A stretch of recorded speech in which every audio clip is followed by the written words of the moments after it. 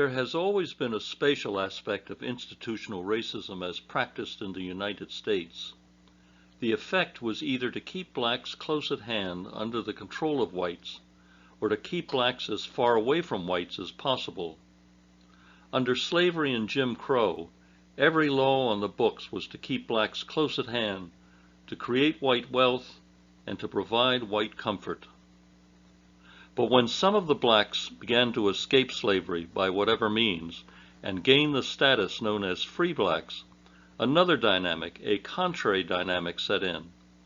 It became the obsession of whites in general to move free African Americans in the opposite directions, as far away from them as possible. Its most extreme form appeared during the second decade of the 19th century.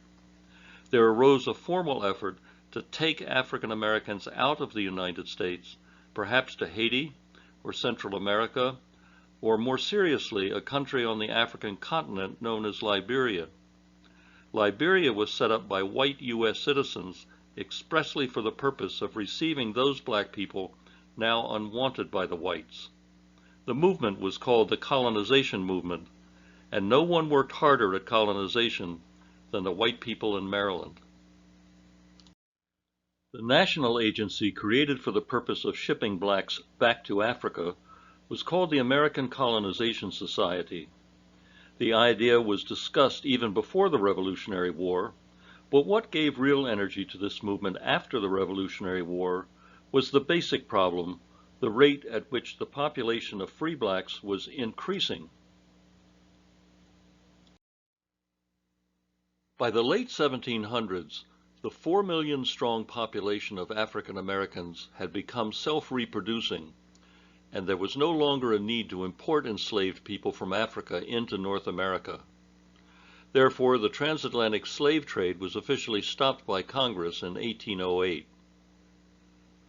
With the Second Middle Passage resulting in 1.2 million enslaved African Americans from the Middle Atlantic region being transported to the Deep South for cotton production, the population of free blacks grew here and elsewhere five-fold from about 60,000 in 1790 to over 300,000 in 1830.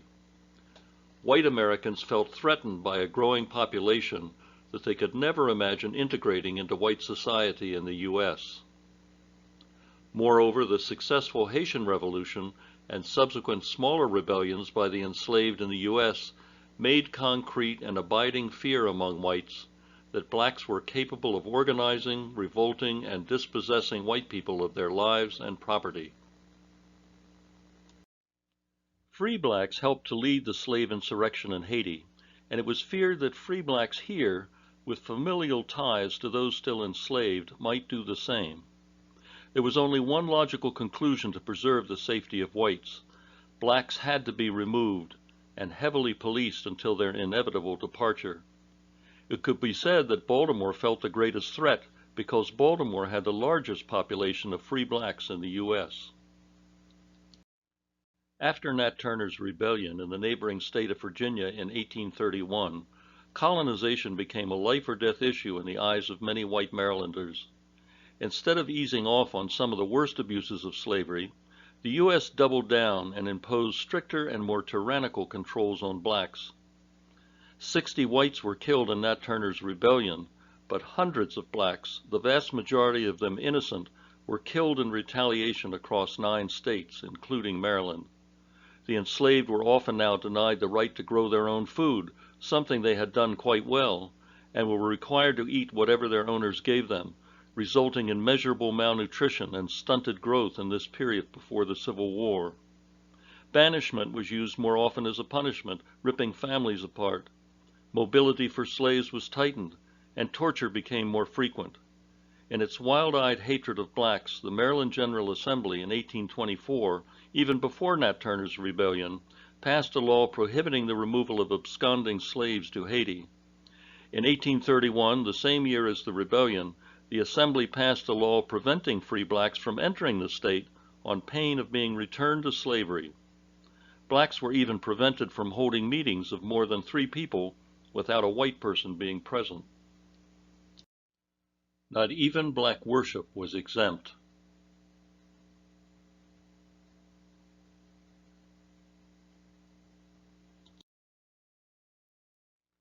So to get on with the business of removing as many blacks as possible, in 1816 the American Colonization Society was formed, a privately run organization with government support. It advertised itself as a benevolent society as it labored to get free blacks to leave the U.S. and return to Africa for the benefit of all. The charming motto on its seal, implying the benevolence of its purpose, read in Latin, "Light in Darkness."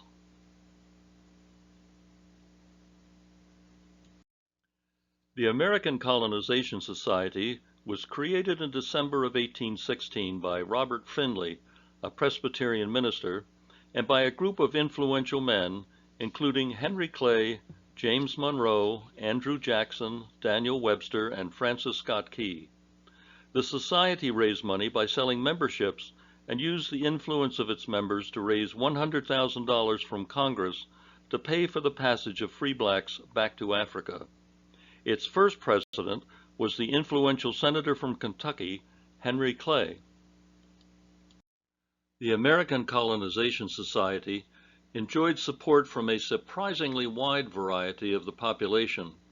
It included enslavers, moderates on slavery, and even abolitionists. Their common purpose, the removal of free blacks, arose from varying, sometimes even contradictory motivations. For instance, enslavers thought free blacks by their very presence were a bad example to the enslaved and gave them dangerous dreams of escape and or rebellion.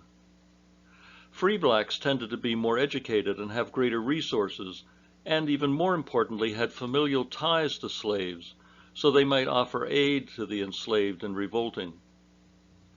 The enslavers cynically looked at what they considered to be their human property and rejoiced at the idea that every group of blacks leaving the U.S. enhanced the value of every remaining slave. Colonization would be a way of removing a clear and present danger to the enslaver's property and strengthen the institution of slavery. Robert Goodloe Harper was an example of such a person. He was a South Carolinian who became a Maryland senator. In 1817, he wrote a treatise on the need to send free blacks back to Africa. He was explicitly motivated by a fear of repetition of the Haitian Revolution here among the slaves and freemen. Believe it or not, there is a major town in Liberia that still carries his name. Moderates were people who were uncomfortable with slavery, but saw it as an alternative to slavery that wouldn't increase the population of free blacks. Such a person was John Hazelnut Benjamin Latrobe. People in Baltimore will recognize his name, perhaps, from the Latrobe Homes public housing near Hopkins Hospital. He came from a very accomplished, famous, and powerful family in Baltimore. His father, Benjamin Henry Latrobe, designed Baltimore's Catholic Basilica, the mother church of Catholicism, the one that stands on Cathedral Street across from the main branch of the Enoch Pratt Library. His father was also one of the main architects of the Capitol building in D.C. John himself, the son, was a graduate of West Point, a lawyer, and an inventor of the Latrobe stove or Baltimore heater, a founder of the Maryland Historical Society and of Druid Hill Park. His son eventually fought on the side of the Confederacy, but after the Civil War was elected mayor of Baltimore 7 times. His was definitely a multi-generational family of influence. So it was of particular importance that, following Henry Clay, John H.B. Latrobe was president of the American Colonization Society from 1853 until his death in 1891. It was obvious to him that no black man can become white, and it was best for blacks to be taken to a country where they could run their own affairs. And he also believed that every free person of color could be persuaded to leave Maryland. Despite all his other accomplishments, his beliefs turned out to be hope triumphing over experience. There was another famous moderate who rose to become President of the United States. As late as 1862, he was promoting colonization in what is now Panama. His name was Abraham Lincoln. Abraham Lincoln, for most of his political life, was a supporter of colonization. He saw it as the only humane alternative to slavery, because he did not believe that whites and blacks could mix in society, and stated so plainly. In 1863, less than a month before the Emancipation Proclamation, he supported 500 blacks going to an island off the coast of Haiti. Most of the refugees died of disease, and the survivors had to be rescued by the U.S. Navy a year later. He changed his mind about colonization only after blacks entered the war as soldiers and fought and died bravely for their freedom. He thought it was not right for blacks to give their lives for the preservation of the Union and the end of slavery and then expel them from the country. But even some anti-slavery people, staunch abolitionists, even some Quakers, despaired of white people ever totally freeing their slaves or seeing blacks as equals, and to them colonization looked like a compassionate necessity. One such person was Garrett Smith, a New Yorker who was extremely wealthy in both money and lands, which he inherited, and an ardent social reformer. He helped found the political parties which eventually nominated Lincoln, and he himself was nominated for president in 1848 and 1856. He was a friend and co-publisher with Frederick Douglass, and in 1846 he even donated 120,000 acres of his own land to free blacks in Elba, New York, so that they could have a solid chance to become propertied free citizens in the U.S. He advocated for both abolition and women's rights, and donated $250,000 to establish schools in Liberia, until he discovered that the Colonization Society did not advocate for the full abolition of slavery. Another abolitionist with good but naive intentions was Harriet Beecher Stowe, whose book Uncle Tom's Cabin ended with colonization being a happy outcome. Then there were the African Americans themselves, and they basically became the resistors to these plans. No matter what cruelties were inflicted upon them here, or what promises were made, the black people were not buying what the white people were attempting to sell. Most blacks had no trust in what white people had planned for them. Many of them weren't even sure that this wasn't some trick to re-enslave them elsewhere. They didn't want to leave the United States, which was the only land that many of them had known for generations, and they were not keen to live in a jungle about which they knew nothing. It should be noted that the whites did not share with the blacks on this side of the Atlantic that among the early settlers between 1822 and 1847, the mortality rate for emigres from tropical diseases was about 60%. And tragically, what blacks had begun to share with whites was a deeply racist view of Africa as a wild, uncivilized place to be avoided at all costs. Blacks during this period even began to drop references to themselves as having come from Africa, and their own African origins became more a thing of shame than of pride. White moderates included in their appeal to blacks in the U.S. that they now had the advantage of civilization and the true Christian religion, which they could share with the uncivilized pagans in Africa. It was imagined by whites that their recently enslaved people would be missionaries of learning, culture, politics, and religion. This is the appeal that Charles Carroll Harper, son of Robert Harper, and John Latrobe made when they visited black churches in Baltimore, attempting to recruit for the boats to Africa. An amusing and telling story suggests what the colonizationists were up against as they confronted the black community. When Charles Harper and John H.B. Latrobe tried to visit the Sharp Street Methodist Church in 1825, they stumbled into a meeting of a small group of radical black Methodists. The two white colonizationists thought they were going to a large black church. What they accidentally ran into was a meeting of radical black Methodists, members of a black church that was under the supervision of whites, who wanted to break away from white governance and form their own black-governed church, which they eventually did and became the African Methodist Episcopal Church, or AME. These men were founders of Bethel. They were trying to get away from white supervision and not likely to buy into some white people's plans for exporting them to Africa. The white men were politely listened to, but dismissed. When, a few days later, the two white men made the same speech to the large congregation at Sharp Street, they were politely listened to, but basically dismissed again, with a penetrating question: if we're so Christian and civilized, why are you trying to get rid of us? The answer from this and other congregations came in the fact that by 1828, 3 years after this meeting, only 12 Marylanders had moved to Liberia. But there were more than mere resistors. There were black and white men who angrily denounced colonization and all that it stood for. Chief among them, as we might expect, was Frederick Douglass. To quote only a few of his denunciations, he said, "I have as much right to stay here as Henry Clay has. And if the black man cannot find peace from the aggression of the white race on this continent, he will not be likely to find it permanently on any part of the habitable globe." And no one tore back the cover of the hypocritical motivations of the society more sharply than the famous abolitionist William Lloyd Garrison. In an 1832 pamphlet called Thoughts on African Colonization, he argued that the real purpose of colonization was the preservation of slavery in the U.S. His wording and syntax are now a bit dated, but his message was clear and worth repeating.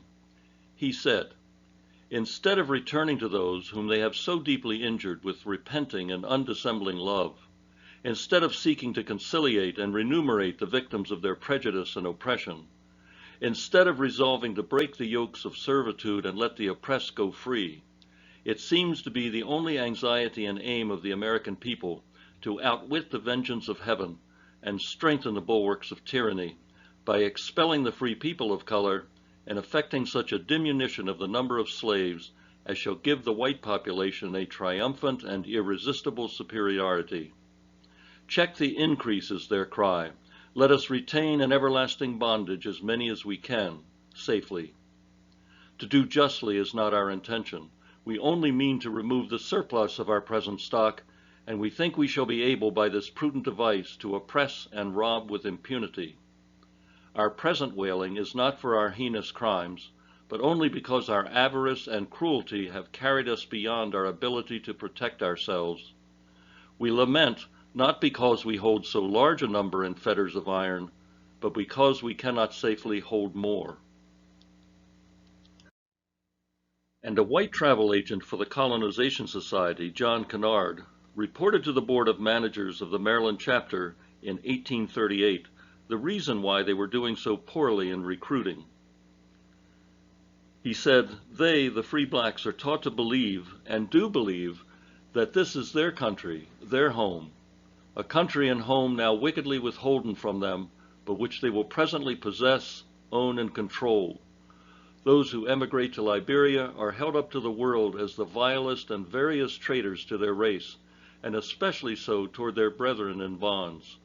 Every man, woman, and child who leaves this country for Africa is considered one taken from the strength of the colored population, and by his departure as lengthening the time when the black man will, by the strength of his own arm, compel those who despise and oppress him to acknowledge his rights, redress his wrongs, and restore the wages long due and iniquitously withholden." As the debate raged over decades, the project which became Liberia pressed on. A few early settlements were joined together and declared a nation in 1822, with a capital called Monrovia, named after the American president, James Monroe, a supporter. In the next 40 years, out of an African-American population exceeding 4 million, only 12,000 went to Liberia. In fact, emigration was so slow under the ACS, the national organization, and white people's fear of black insurrection in Maryland was becoming so deep and widespread that in 1834, the Maryland chapter of the ACS declared its independence and appointed Charles Carroll of Carrollton, himself a slaveholder and the last living signer of the Declaration of Independence, as its first president. Its purpose was to move forward with greater recruiting success and get as many free blacks out of the Chesapeake region as possible. The Maryland state legislature in 1832 had already passed laws that prevented free blacks from voting, serving on juries, holding federal office, and threatened re-enslavement if they were unemployed, all to persuade them to move back to Africa. Colonization actually slowed down manumission or voluntary freeing of slaves, and many enslavers agreed to free their slaves only on condition that they moved to Africa. In the same year that the Maryland chapter declared independence, the Maryland state legislature boldly bypassed the federal government's responsibility for foreign policy and founded its own colony, the Republic of Maryland in Africa. The location was at Cape Palmas, south of Monrovia. When the native population in Africa made war on the invading colonialist, the Republic of Maryland was forced to seek defensive help from its stronger neighbor, Liberia. And finally, in 1857, the two joined together as the single country of Liberia, with Monrovia as the capital. Before unification, the Republic of Maryland and Africa at Cape Palmas had a capital named Harper, after the white man who had wanted to send blacks to Africa for fear of Haitian-like insurrection. Harper is buried in Baltimore's Greenmount Cemetery. Monrovia had developed into a trading center, and Maryland in Africa was founded with a more agricultural economy.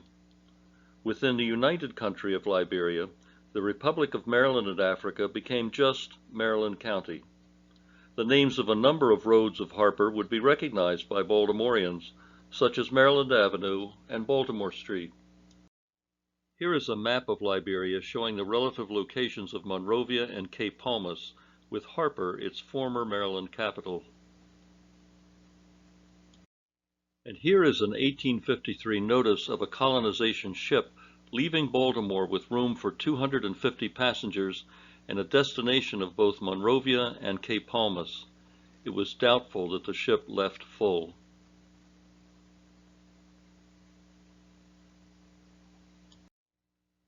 Colonization was not a successful plan.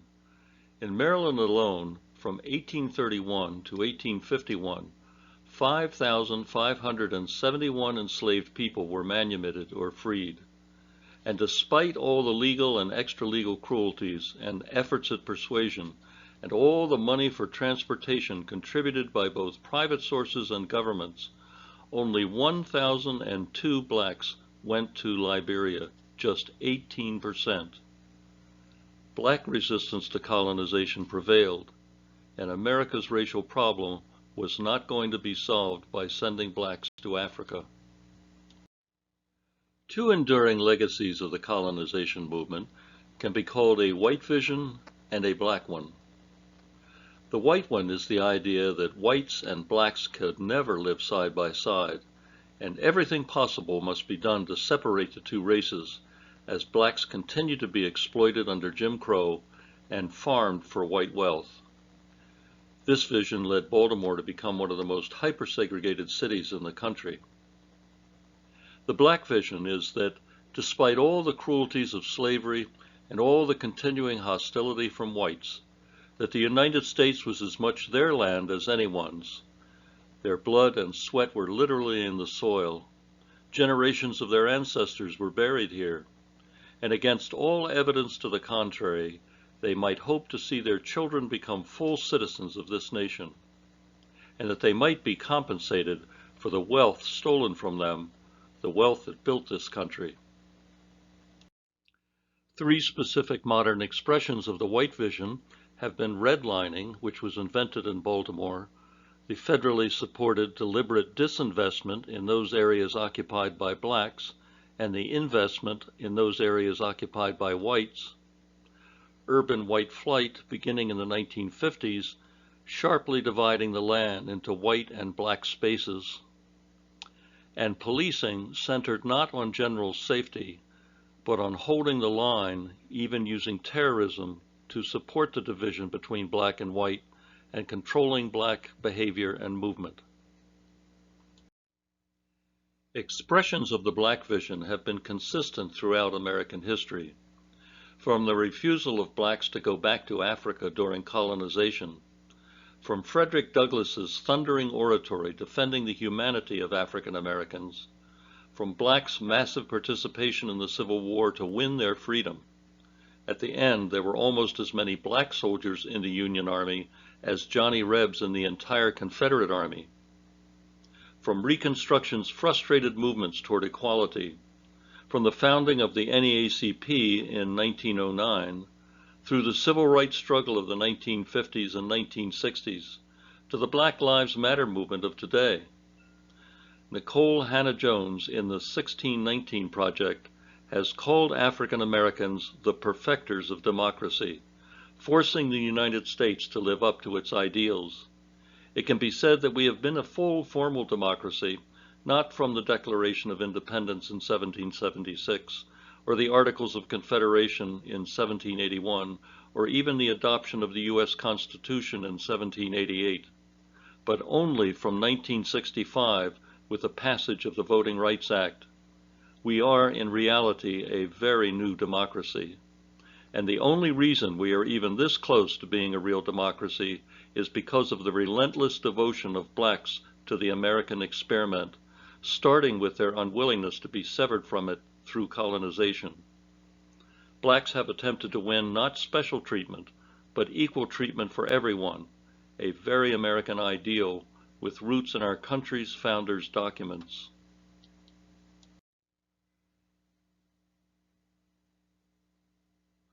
The clash of these two visions, the one we have described as the traditional white one of sharp division and distancing by race, or the one we have described as the black vision of unity as a nation based on democratic principles, is still being contested in our politics today. This is a chart which we will visit at the end of this and every subsequent presentation. It vividly illustrates the magnitude of the challenges we face today in unraveling white supremacy and institutional racism.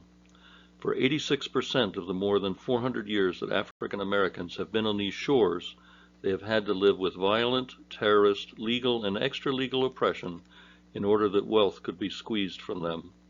In fact, the foundational wealth of the whole U.S. Republic rests mostly on their backs. And all of us are somewhere on this timeline.